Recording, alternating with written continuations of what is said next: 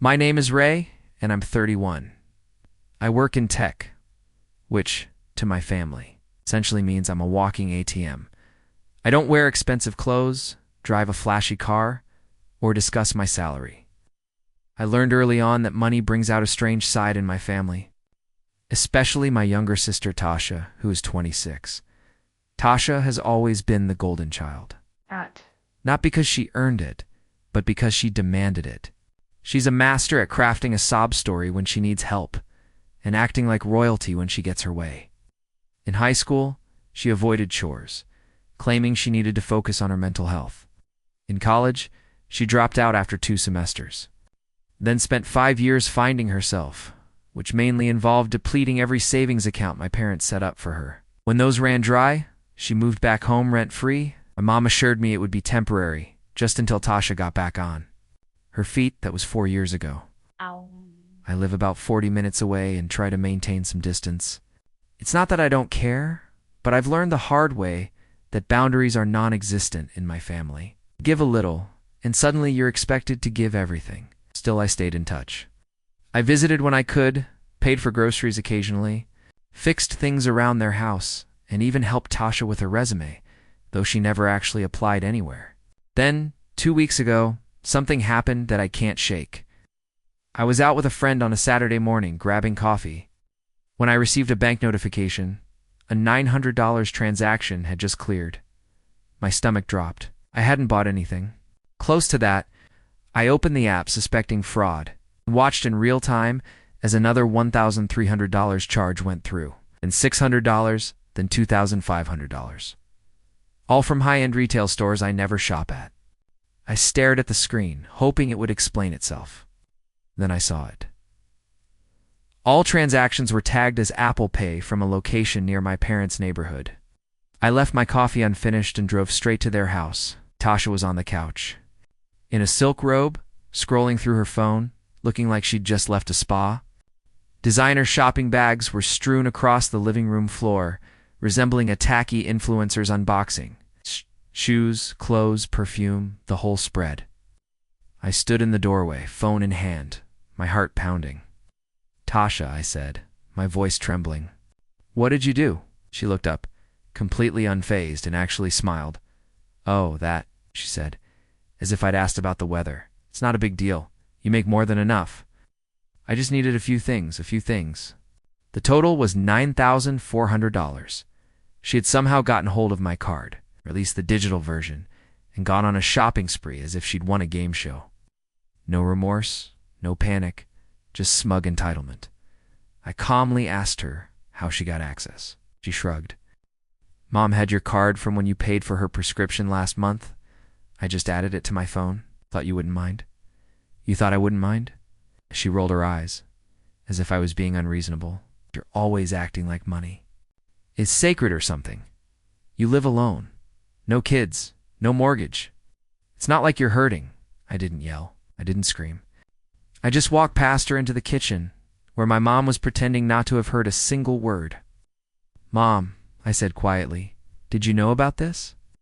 She turned, sighing, as if I'd asked her to explain advanced calculus to a toddler. "Ray, honey, she made a mistake. You've always been the responsible one. Why are you making this such a big issue? She stole from me. She borrowed it. She didn't mean any harm. She didn't ask. She was going to tell you." I laughed. A hollow, exhausted laugh that comes when you realize you're alone in a room full of people who will never see your perspective. Tasha was now filing her nails, completely detached. Mom began talking about how stressful Tasha's life had been and how a little shopping was therapeutic. I left.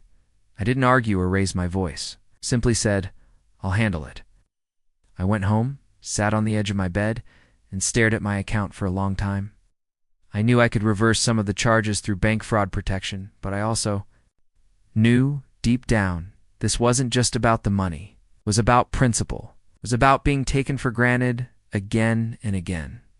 So, I started making a list. Every time I'd helped her out, every time I'd paid for groceries, gas, Uber rides, every digital transaction where I'd trusted them with my card, every favor that had morphed into an obligation. Then I opened my laptop. The next few hours were quiet but focused. I submitted a fraud report. I shut down every card linked to my digital wallet. I pulled logs from all recent charges and flagged the ones she'd made. I contacted the stores, disputed what I could, and froze access to all shared payment methods, including the one I knew my mom had been sneakily using for the cable bill. But that wasn't all. I drafted an email to Tasha, nothing dramatic, just a clear list of what she'd spent, what I'd recovered, and the steps I was taking. Then I drafted another email, this one with a legal tone. I wasn't bluffing, a lawyer friend owed me a favor, and I asked him to write up a formal cease and desist regarding unauthorized access and use of financial accounts. There's no threats, just professional language and consequences. By midnight, I had both emails scheduled, one from me, one with a legal letterhead set to hit her inbox at 8 a.m. Then I sat back, stared at the ceiling, and thought about everything I'd tolerated over the years. The guilt trips, the manipulation, the way they talked about me as if I was just lucky to be financially stable, as if I hadn't worked every holiday for years, taken night classes, saved, invested, and built something on my own. I was done. I went to bed with my phone on silent. The next morning, I woke up to a flurry of missed calls. Tasha, Mom, even my dad, who usually stayed out of these things. There were voicemails, texts, WhatsApp messages, the whole circus. But I didn't check any of them right away. I just made coffee, sat down and waited, because I knew at that moment everything had changed. By the time I finally opened my messages around 10 a.m., the damage had clearly been done. There were 13 missed calls from Tasha, 2 voice messages, both of which I skipped, and a string of increasingly desperate texts, starting with confusion and quickly escalating into accusations. "What is this? You're seriously threatening me with a lawyer for shopping?" It was one day. "You're rich. Get over yourself." Then, just as I was about to put the phone down, came the crowning insult. "You'll regret doing this to your own sister. Mom's right. You've always thought you were better than us." I didn't reply. I'd said everything I needed to say in that email. A couple of hours later, I received a calmer text from my mom. "Can we please talk before this gets worse? You're blowing things out of proportion." Oh, that line, blowing things out of proportion, stuck with me. I didn't respond immediately, but I took a long walk around the block, trying to keep my hands from shaking. It wasn't rage I felt anymore. It was something quieter and colder, like the kind of disappointment that sets in when you realize someone isn't going to change. Spent so many years giving them the benefit of the doubt, letting things slide, telling myself that family comes first, even when it meant burying my own needs. But standing out there on the sidewalk, hearing the buzz of my phone in my pocket, I realized something. They didn't need me to be generous. They expected it. Entitlement had become the norm. So, I made another call, not to them, but to the credit union where my sister had her account. I requested a formal record of every transfer she'd received from me over the past 2 years. Every quick loan, every "can you help me out? I swear I'll pay you next week." Turns out she'd gotten over $17,000 total from me, and she'd never paid a cent back. I compiled all of it into a file. The evidence of unauthorized purchases, the past transfers, the screenshots of her texts. Even the one where she joked last year that she should just marry rich or steal Ray's pin. It was meant to be funny at the time. It didn't feel funny now. That night, I heard a knock on my apartment door. I checked the peephole. It was Mom. I didn't open the door right away. I just stood there, heart thudding, staring at the woman who raised me, and wondering how many times I'd excused things I shouldn't have. She knocked again, softer this time. "Ray, please, can we talk?" I opened the door a crack. She looked worn out, not angry, not even apologetic, just exhausted. She stepped back slightly when she saw my face. "I know you're upset," she said, "but this doesn't need to go any further. We're family. You don't sue your sister." I said nothing. She sighed, folding her arms as if she were the one being hurt. "She's young. She made a mistake." "She's 26, I said quietly. "And this wasn't a mistake. It was theft." "She thought you'd be okay with it." I stared at her. "Would you be okay if someone did that to you?" Mom didn't answer. She just looked away, as if trying to recall the version of me that always caved when she talked like this. You always help, she whispered. You always do the right thing. Yeah, I said. And look where that got me. She shifted uncomfortably. Ray, she's just not like you. She doesn't have what you have. You're punishing her for not being as successful. That hit a nerve.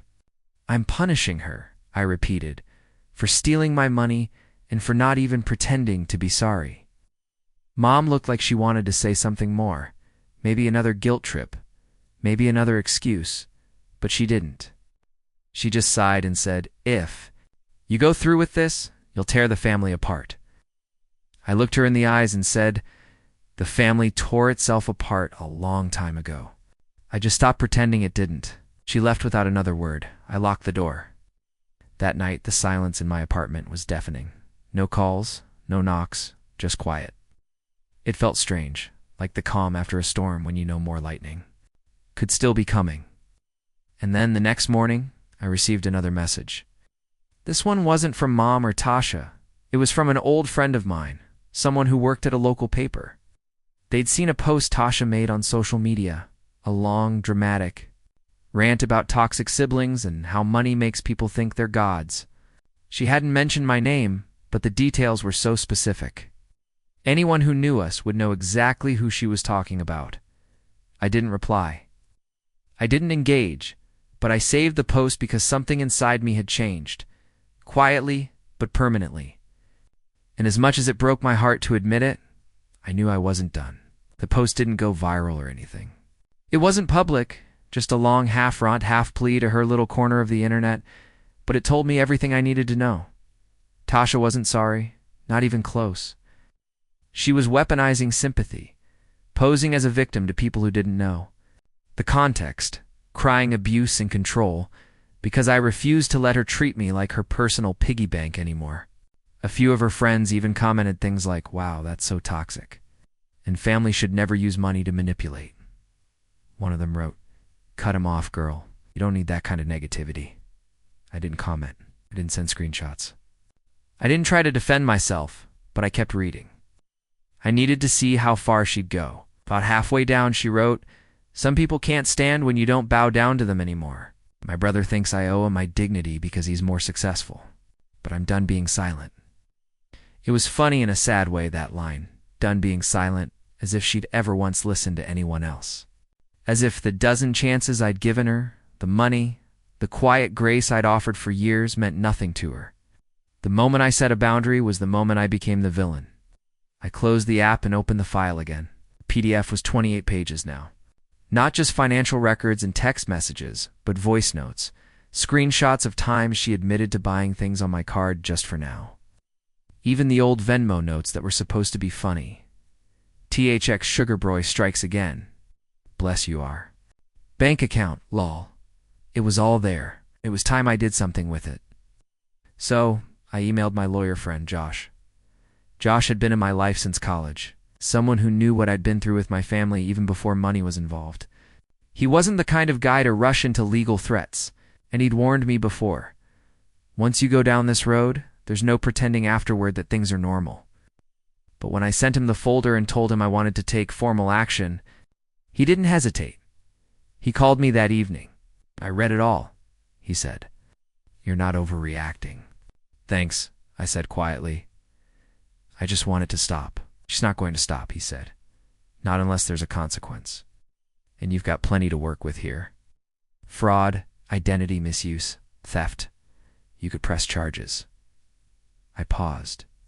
That word charges made my stomach twist. Not because she didn't deserve it, but because she was my sister. We talked for another hour. She said we could start with a formal demand letter. Legal, but not litigious. It would spell out the amount, document the misuse, and outline the next steps. She'd have a chance to repay it or respond before anything more serious happened. I agreed. That night, he drafted it. The following morning, I sent it. It went out at exactly 7 a.m., attached to a clean, professional email. Not angry, not bitter, just facts. I didn't hear anything that morning. Not a text, not a call. Around noon, I saw she deleted her post. By 3, I got a call from an unknown number. I didn't answer. It rang again 10 minutes later. Then again. I let it go. Then finally a voicemail. I braced myself before listening, but nothing could have prepared me for the tone in her voice. It wasn't apologetic. It wasn't scared. It was furious. "You really went through with it?" she snapped. "After everything I've done for this family, you're seriously trying to ruin my life because of a shopping mistake?" "No." "You think this makes you some kind of hero? You're not. You're bitter. And one day, when you're old and alone, maybe you'll realize money doesn't buy loyalty." Click. That was it. No sorry, no admission, just blame. And the worst part, I wasn't even surprised. That night, my mom called. "Ray," she said carefully, "can you come by? I think we need to talk in person." I almost said no. I almost blocked the number right there, but something told me I needed to go. Not for closure, not for peace, but for clarity. I needed to look my family in the face and see it for what it really was, not what I'd hoped it could be. So I drove. The house looked exactly the same as it always had. Same creaky porch, same dented mailbox, same half-dead plants on the windowsill. But when I stepped inside, it felt colder than ever. Tasha was already there, sitting at the dining table with her arms crossed, wearing a hoodie and no makeup, like she was trying to look smaller, more innocent. It was a performance.